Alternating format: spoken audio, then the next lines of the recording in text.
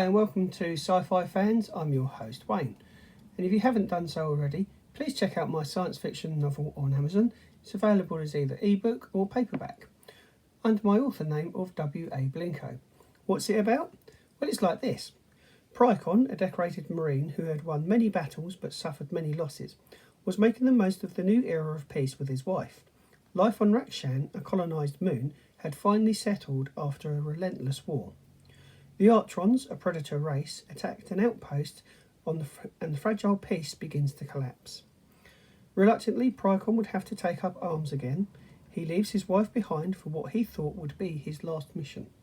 So there you go, that's a brief summary of what my book's all about, and as I say, really appreciate if you check it out.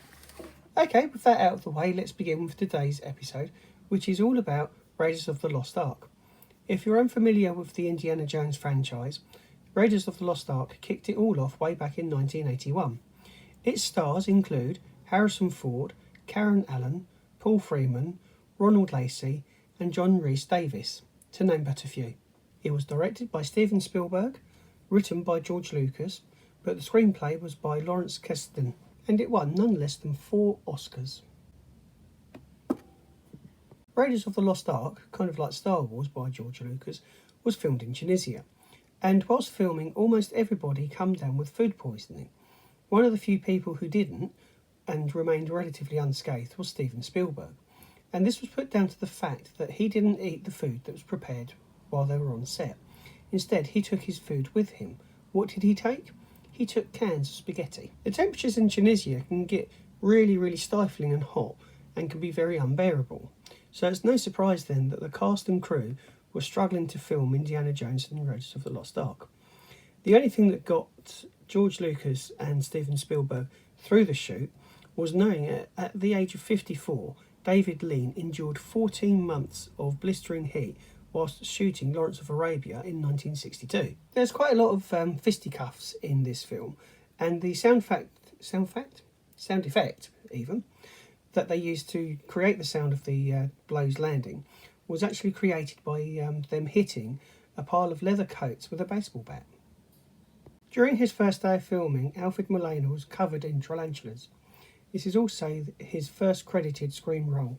Indiana Jones and Raiders of the Lost Ark is the only film to be nominated for, the only film in this franchise to be nominated for Best Picture. Indiana Jones has quite an iconic costume, and part of that costume is the leather whip that he has. This is made from kangaroo hide and is a bullwhip, and it's sold in December of 1999 at Christie's for an auction fee of £43,000.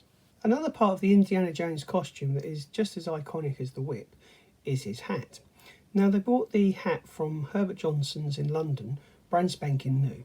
So in order to make it look aged and well loved, they twisted it, sat on it, pulled it around a bit until it had that well looked but well loved appearance. Filmmaking has always been an expensive thing to do, and it's no surprise when studios or TV shows will repurpose a set, prop or costume in order to cut costs. And Raiders of the Lost Ark is no exception.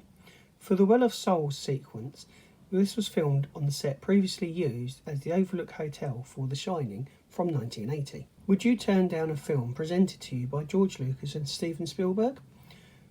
Believe it or not, that's exactly what happened with Raiders of the Lost Ark. It was initially turned down by every studio in Hollywood, and it was only after much persuasion did Paramount actually agree to do it. George Lucas's imagination has given us some really great characters over the years, but not just in the Star Wars franchise. Raiders of the Lost Ark and Indiana Jones being something else, as well as Willow. But it's no surprise that while he was thinking of the idea of Star Wars and his version of a new kind of Flash Gordon type of character, that he came up with this idea of a adventurous archaeologist at exactly the same time. Thank you very much for joining me on Sci-Fi Fans. You've been great, and I've been your host Wayne.